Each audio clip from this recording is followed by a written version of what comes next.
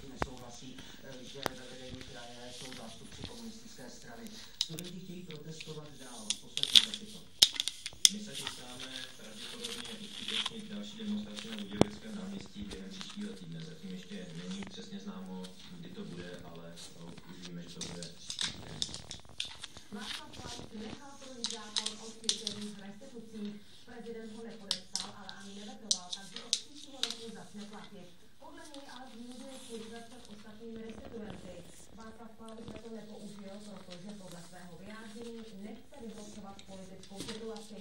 Sociální demokracie oznámila, že restituce napadne u ústavního soudu. Kvalitní léčitel, který místo léčení okrádá a znásilňuje ženy, který se touže na 3 až 40 letý muž během 2 let, kdy máme od 16 žen více než 2,5 milionu korun.